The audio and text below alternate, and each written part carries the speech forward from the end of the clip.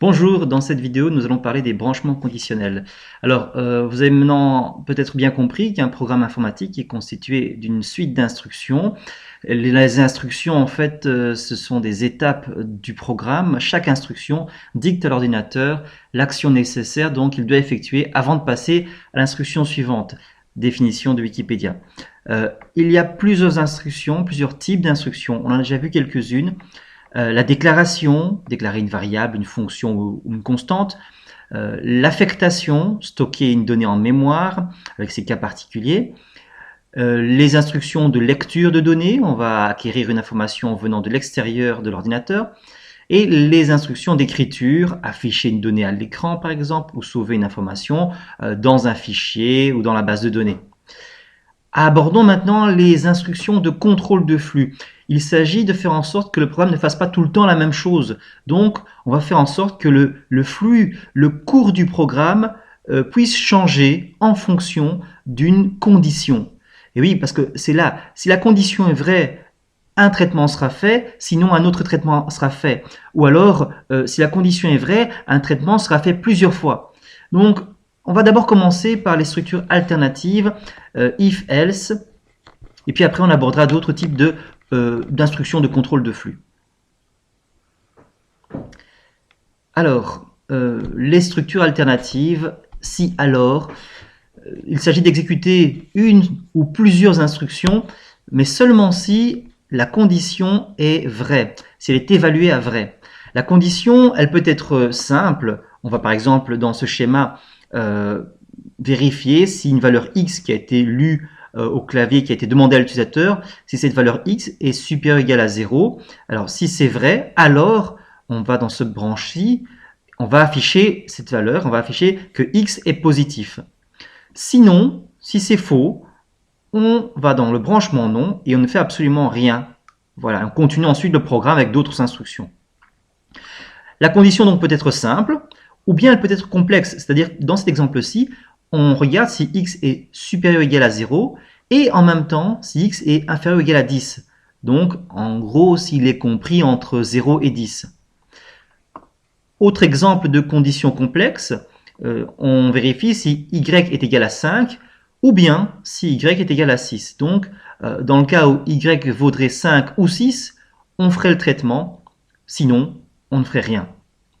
Alors, quand on utilise ce genre de structure, et voilà comment on l'écrit dans le langage programmation, notamment ici en JavaScript, if en anglais, donc entre parenthèses, on mettra la condition, une condition simple ou une condition composée, complexe, donc composée des opérateurs et ou des opérateurs logiques.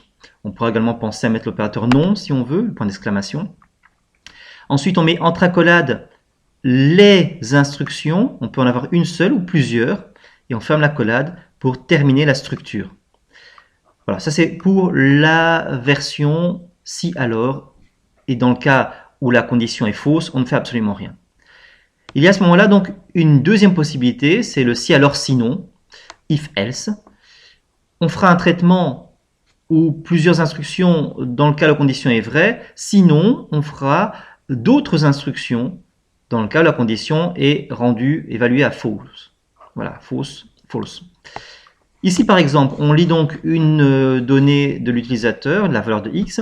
On va vérifier si x est supérieur ou égal à 0. Si c'est vrai, alors on va dans le branchement vrai et on va afficher x est positif.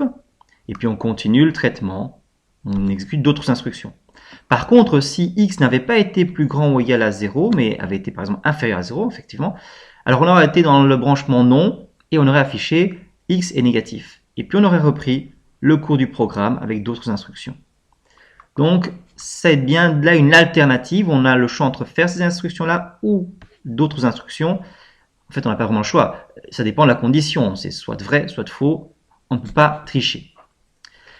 Troisième possibilité, et il ne s'agit là que d'un cas particulier du if-else imbriqué, c'est la structure switch case.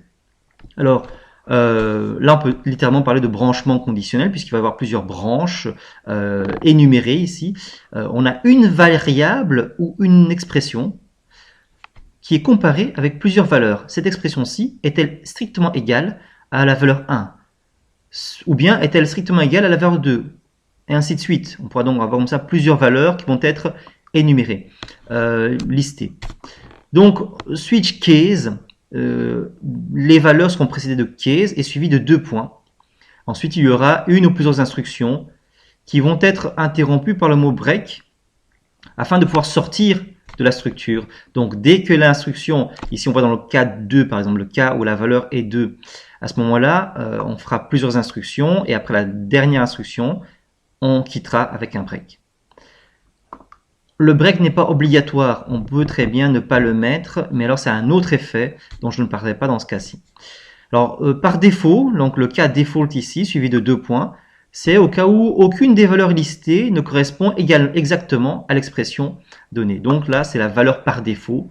Alors les instructions présentes après ce label défaut seront exécutées. Alors que je disais que c'était un cas particulier, que c'était vraiment le if-else imbriqué, on peut donc avoir ici l'équivalence. Si l'expression est égale à la valeur 1, alors on exécute l'instruction 1. Sinon, si l'expression est égale à la valeur 2, alors on exécute les instructions suivantes. Sinon, celle-ci. Alors, je rappelle que c'est juste un petit extrait. On pourrait très bien avoir encore d'autres else if. L'expression est égale à la valeur 3, l'expression est égale à la valeur 4, etc., etc. Voilà pour les structures alternatives. On a vu les 3 possibilités. Je vous propose maintenant de passer à un exercice pour les illustrer.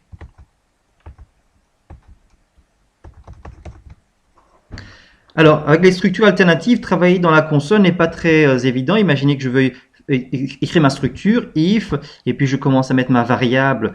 Oh, excusez-moi, je vais d'abord la déclarer.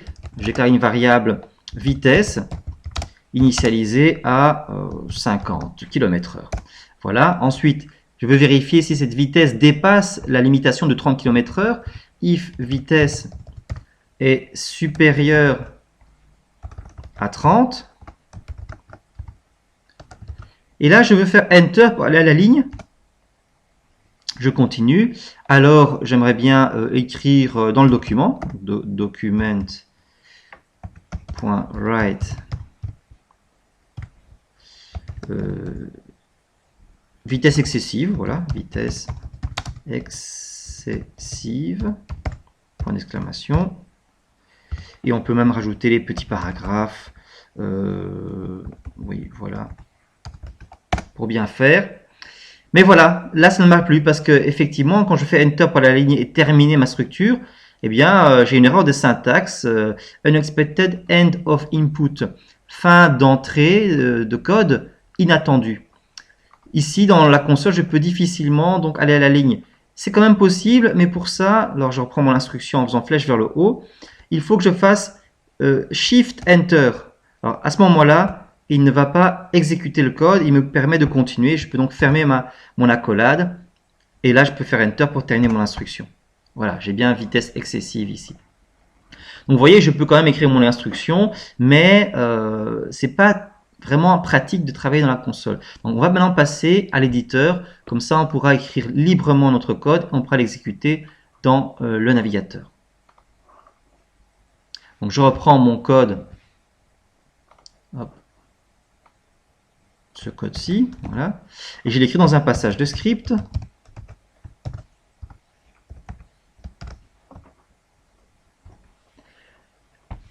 Je mets au niveau de mon encodage le jeu de caractères UTF-8. Voilà, mon passage de script. Et maintenant, je peux enregistrer ce fichier.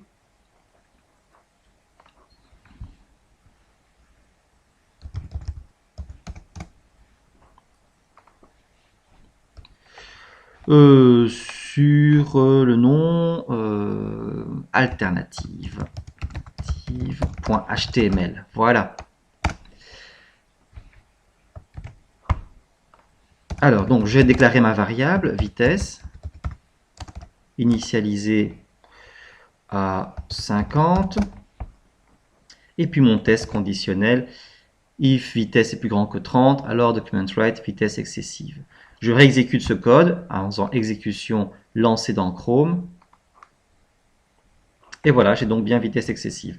Je vais afficher en même temps ma console au cas où. Voilà. Donc là, vous avez vu donc le cas d'un if, d'un si alors, sans sinon. Qu'est-ce que je veux qu'il se passe si la vitesse n'est pas supérieure à 30? Alors je ferai un else, j'ajoute donc cette branche-là, et ce qui me permettra d'afficher un autre message.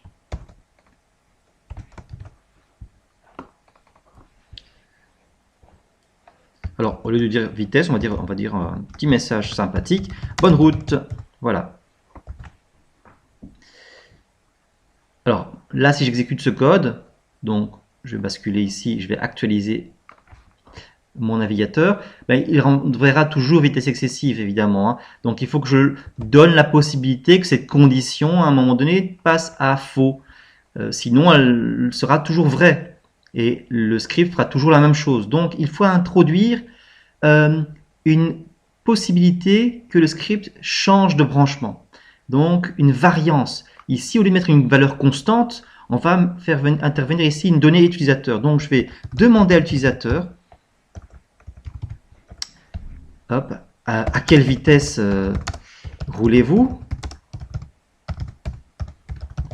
Voilà. Et à présent, je peux exécuter ce code et on verra donc qu'on va pouvoir, j'actualise, demander à l'utilisateur, et là, il va dire qu'il roule à 70 km/h. On dit OK, et on affiche donc vitesse excessive. J'actualise le code et je vais maintenant répondre que je roule à du 25 km/h, disons. Et là, j'ai le bon message, bonne route.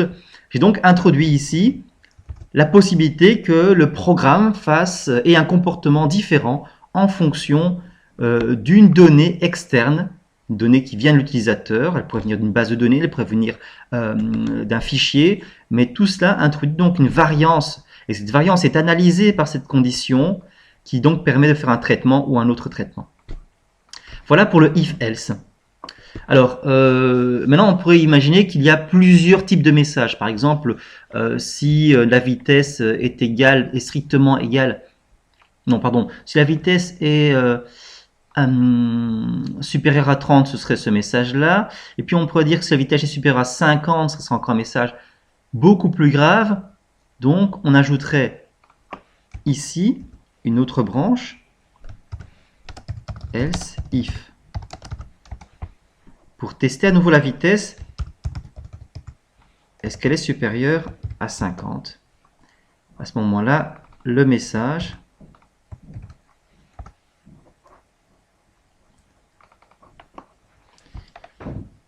alors, vitesse, on va dire vitesse déraisonnable. Voilà. Et puis alors, on peut encore aller plus loin. On peut dire s'il roule du 70 km/h, donc on ajoute de nouveau une branche else if.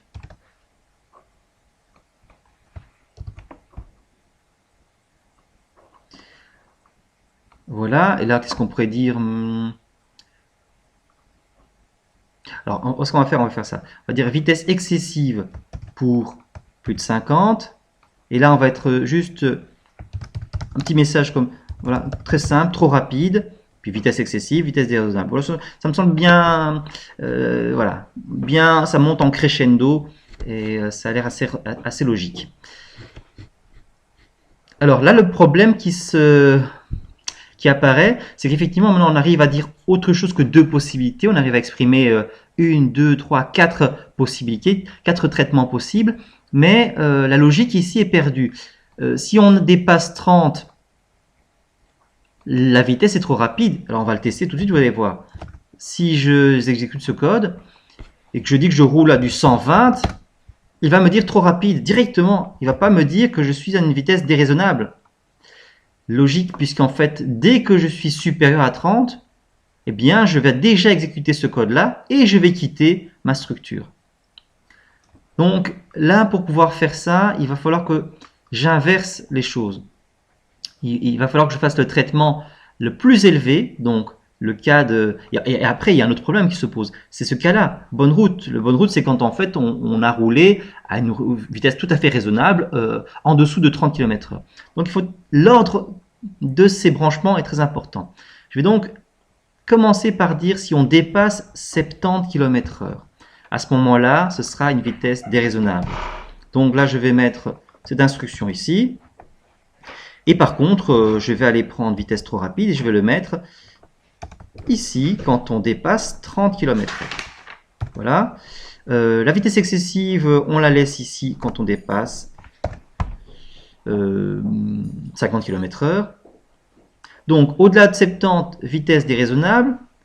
Sinon, si on est au-delà de 50, vitesse excessive. Sinon, si on est au-delà de 30, vitesse, on est trop rapide. Sinon, c'est qu'on n'est pas au-delà de 30, donc on est en dessous de 30 ou bien à 30 km/h. Et là, on peut nous souhaiter bonne route. Alors, on va tester ça.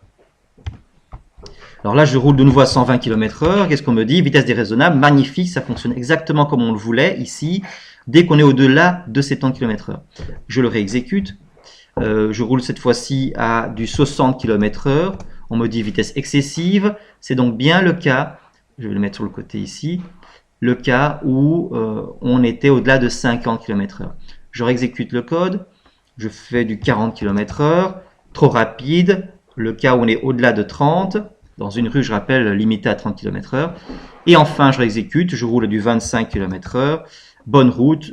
C'est ce cas-là. Donc là, vous voyez que l'ordre de mes conditions ici est importante. Et le else, c'est vraiment quand aucun des cas n'a été rencontré, le traitement que je ferai. Ici, j'ai mis à chaque fois un seul traitement, mais je pourrais en faire plus, écrire plus de code. Par exemple, en plus de mettre vitesse déraisonnable, je pourrais également faire console log et ici envoyer un PV au conducteur. Voilà, petit message pour le contrôleur du contrôleur donc de circulation. Et là, si je dépasse de nouveau avec du 80 km/h, j'ai non seulement la vitesse déraisonnable qui est affichée, mais en plus de ça, le PV qui va être mentionné dans les logs de mon contrôleur. Voilà. Qu'est-ce que j'avais encore envie de vous dire? Eh bien, cette structure que je vous ai présentée ici, if, else, if, else, if, else, c'est if imbriqué, eh bien, ils peuvent être remplacés par une autre structure dans le cas où on a une égalité parfaite. C'est-à-dire que si on demandait à savoir si c'était strictement égal à 70, strictement égal à 50, strictement égal à 30, on peut remplacer ça par un switch case. Mais seulement quand il y a l'égalité parfaite. Donc, je vais vous montrer ça. Donc, la structure en question. Je reprends un nouveau script. Hop. Alternative, on va l'appeler switch. Donc voilà, cette fois-ci, au lieu de parler de vitesse, on va parler plutôt de l'âge. Voilà. Quel âge avez-vous? Et là, on va donc analyser cet âge avec ce branchement conditionnel switch case. Dans le switch, on met donc la variable qu'on veut évaluer. Et les cases vont présenter les différents cas. Donc je vais ici par exemple mettre 5 ans. Puis je vais mettre ici 12 ans. 18 et disons 25. Et puis je mets défaut. Donc voilà comment se présente ce switch case. On peut mettre autant de cases que l'on veut, mais je rappelle de nouveau que c'est l'égalité parfaite. L'âge est-il égal à 5, l'âge est-il égal à 12, l'âge est-il égal à 18 et ainsi de suite. Et le default c'est l'âge n'est égal à aucun de ces cas précédents, donc le traitement qui sera présenté ici. Dans le cas où on a 5 ans, alors je voudrais afficher, donc je vais l'afficher dans la console simplement.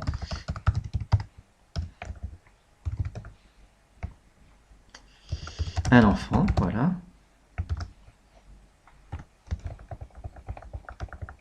Hop.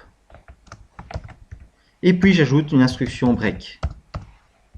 Ensuite, dans le cas de 12, je vais écrire un adolescent.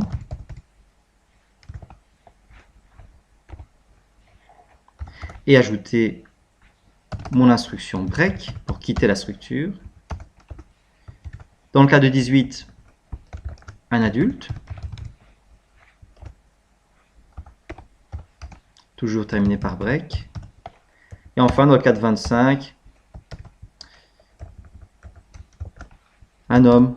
Ouais, pas trop un homme ou une femme, ça ne va pas. Alors, j'ai pas trop d'idées. Mais écoutez, le 25, on va le supprimer. Voilà, tout simplement.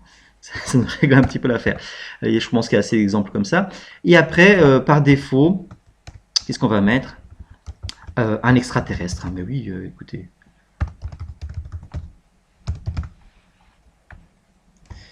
Voilà. Je pense que ça devrait faire l'affaire. Alors, de nouveau, on va tester cela en faisant en faisant exécution lancée dans Chrome, comme c'est un nouveau script. Alors, quel âge avez-vous? Ben, je vais dire que j'ai 5 ans. Voilà. Et j'affiche ma console, puisque je n'affiche que dans la console.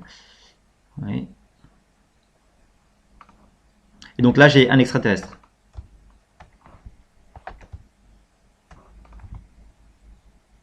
Pourquoi?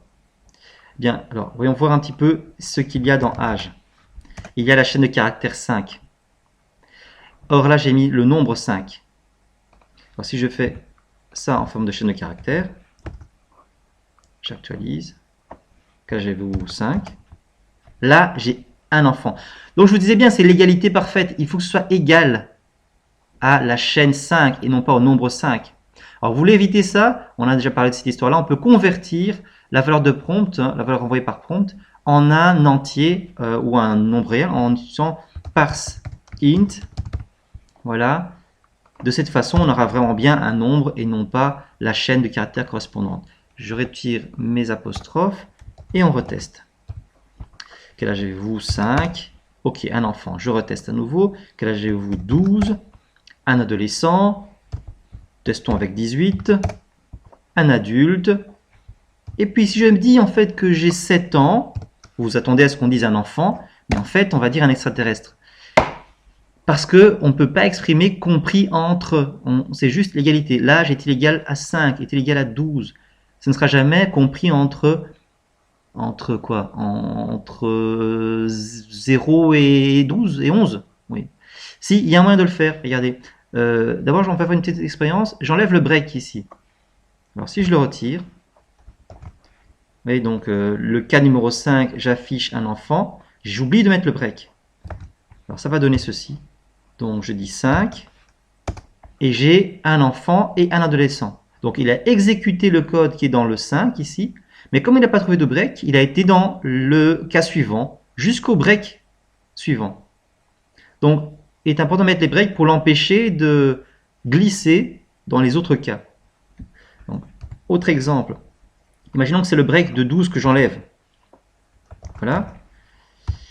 Si je lui dis 5, pas de problème. On est dans le cas du 5, on affiche un enfant, on quitte avec le break. Par contre, si je lui dis 12, là, on est dans le cas du 12, il affiche un adolescent, pas de break, il continue, un adulte, le break, il quitte. Ok, je pense que vous avez compris le principe du break. Mais du coup, on peut utiliser cette astuce pour faire ceci. Alors, hop, K1, K2, 3, 4, je continue, 6, 7, 8, 9, 10, 11. Hop.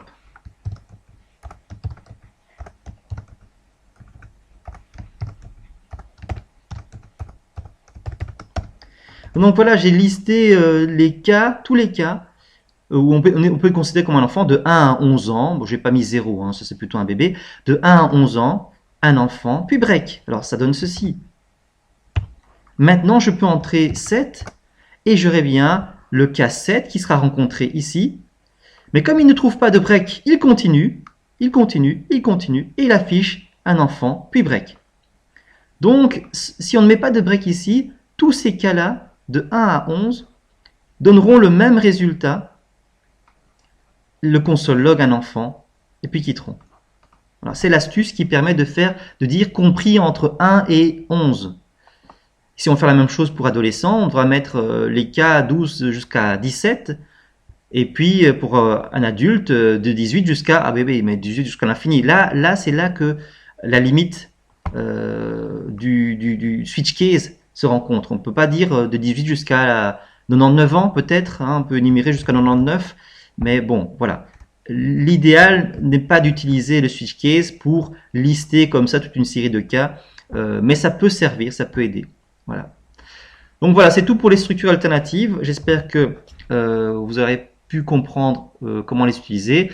Bien sûr, les exercices, il n'y a rien de tel pour pouvoir se les mettre dans les doigts. Bon code!